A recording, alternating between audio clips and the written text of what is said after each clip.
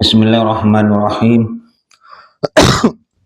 Qala al-musannifu rahimahullah ta'ala wa nafa'na bihi wa bi umumi fid dharain amin. Bismillahirrahmanirrahim. Wa sahhan nikahu bi tarjamatin ay tarjamati ahadil lafdhaini bi ayyi lughatin walau mimman yuhsinul arabiyyata lakin yustaratu ayatiya bima ya'udduhu ahlu tilkal lughati sharihan fi lughatihim hadza in fahima kullun kalama nafsihi wa kalamal akhari wasyahidani. Bismillahirrahmanirrahim. Wa sahhadan sah an nikahu apa akad nikah bitarjamatin dengan cara diterjemahkan. Ayat tarjamati ahadil lafdho ini artinya diterjemahkan pada salah satu kedua lafad biayyi lughatin dengan bahasa mana saja walau mimman meskipun dari orang yuhsinu yang pintar siapa man al arabiyata pada bahasa Arab, lakin hanya saja yustaratu disyaratkan apa ayat dia hendaknya mendatangkan bima dengan lafat ya'uddu yang menganggap atau menghitung hu pada emma siapa ahlu tilkal lughati siapa penduduk di sanalah bahasa itu biasa, mendatangkan shorihan akan bahasa yang jelas fi lughatihim di dalam bahasanya ahlu tilkal lughah. Hadza adapun ini sah in fahima itu apabila mengerti atau faham siapa kulun satu persatu dari keduanya, faham mengerti kalama nafsihi akan perkataan dirinya kulun wa kalamal akhari dan perkataannya orang lain satunya wasyahidani dan siapa juga paham siapa dua saksi. Bismillahirrahmanirrahim. Pembahasan rukun nikah tetap yang pertama yaitu sigot ijab qabul penyerahan dan penerimaan dari pihak wali dan mempelai laki-laki. Jadi akad nikah baik penyerahan ataupun penerimaan itu sah boleh-boleh saja menggunakan terjemahan, artinya bukan bahasa Arab. Terjemah salah satu dari kedua lafaz.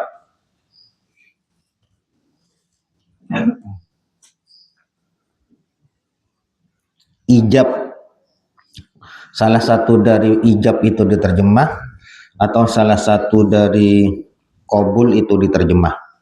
Misalnya bahasa Indonesia digunakan oleh wali, kemudian si mempelai laki-laki menggunakan bahasa Arab, sah, tapi nanti ada syaratnya. Atau dibalik, walinya menggunakan bahasa Arab, kemudian mempelai laki-laki menggunakan bahasa ajam atau bahasa terjemahan, itu sah dengan ketentuan dan syarat yang berlaku setelah ini.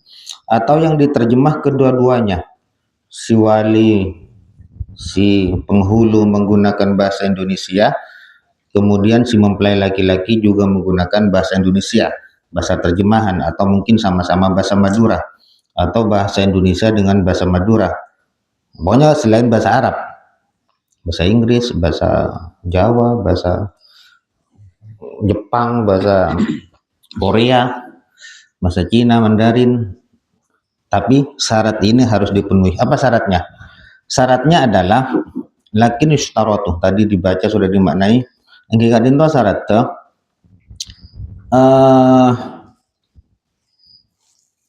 penduduk sekitar, penduduk wilayah tersebut yang sudah biasa menggunakan bahasa itu nganggep terjemahan Kak Dintoh dianggap sesuatu yang jelas di bahasanya mereka. Syaratnya kan ya, artena penduduk daerah kenika Kak Dintoh paham oning jelas akan bahasa yang didatangkan gila. katanya pahami kok. Sarang penduduk ini kan pahami syaratnya. Terus hada ini sah ini apabila satu persatu paham dekkah bahasana tibi ben bahasana orang lain ben dua saksi.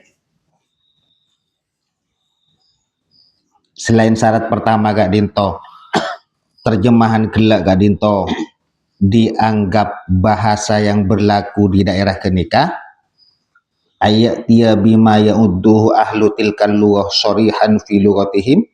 Jadi bahasa terjemahan nak yang ke bahasa saya kaprai daerah kenikah nomor tung kenikah.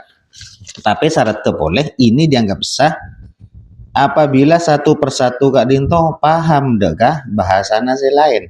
Contoh walina ngangkui bahasa Arab, kemudian mempelai laki-laki yang kui bahasa Indonesia, tapi si wali tak paham ke bahasa Indonesia maknanya, maka tidak boleh. Jadi ikannya infahima kullun satu persatu dulu dari wali otabe calon mempelai laki-laki nomor tung paham dekah bahasa natibi sayang kui kuro paham. Misalnya kula mempelai laki-laki bahasa saya gunaki kula paham kama soto kula ben bahasa na kula ni ka pahami moso si wali seorang tua lagi nasi bibini kan ni ka kutu paham kia ka bahasa na kula mana bi terjemah mana bi bahasa Arab tidak ada masalah, mana bi bahasa Arab tidak ada masalah. Nikah permasalahannya akad nikah ijab kabulnya diterjemah di syarat kula sing nganggo bahasa Madura, kula calon laki-laki misalnya, kula paham ke bahasa Madura kula sih, kebai menerima. Tung dua, pak penghulu atau wali nikah juga paham dekah bahasana, kau ulang bahasa Madura. Telok dua saksi juga kau tuh paham ke bahasa Madura saya yang kula. Jelas lagi? Jelas. Jelas waktu. Waktu jelas tuh paham kan? Oh tuh paham, kadang-kadang gampang kan? Gampang jangan gula nah. Artinya pun kita sampaikan lebih jelas.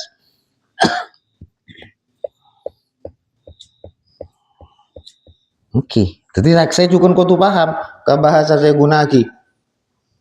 Mana bi terjemah, saksa kau tuh paham.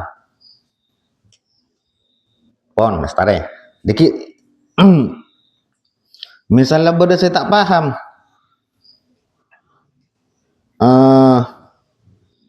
walina kui bahasa Bugis, tapi bahasa Sunda, bahasa Batak. Aku lihat terjemah ke bahasa Madura, aku tak paham ke bahasa Nawali kro. Anggap misalnya ada seseorang fulan, istrinya orang Jawa Barat, aku bahasa Sunda. Orang tua anak gasa waktu penyerahan, aku bahasa Sunda. Sefulan aku bahasa Madura. Pada tak paham. Ini dasar.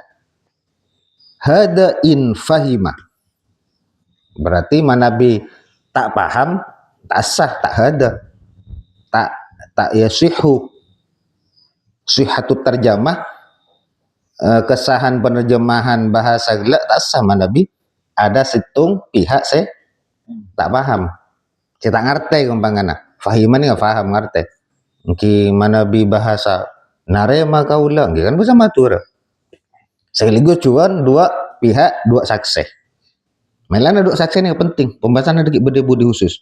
Cuma kan jasing sindir sekoni.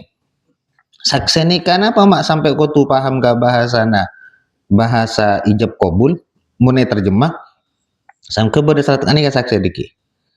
Annahu la budda fihima min ma'rifati lisanil muta'aqidah ini. Dua saksi ini kaki wajib salah satu syarat budi diki. Jangan sindir sakone. Wajib oneng ka bibira dua orang seakad. Paham kan?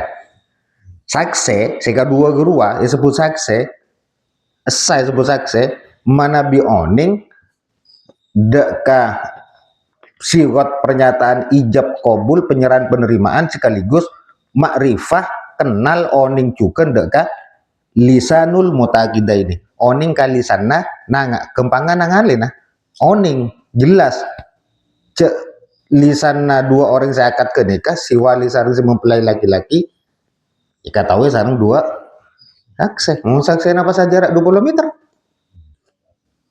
oning napa kalisan ajar-ajar angking agak ngapon cuma lebih lengkap pergi budi kan jadi di sini aku nih pon lestari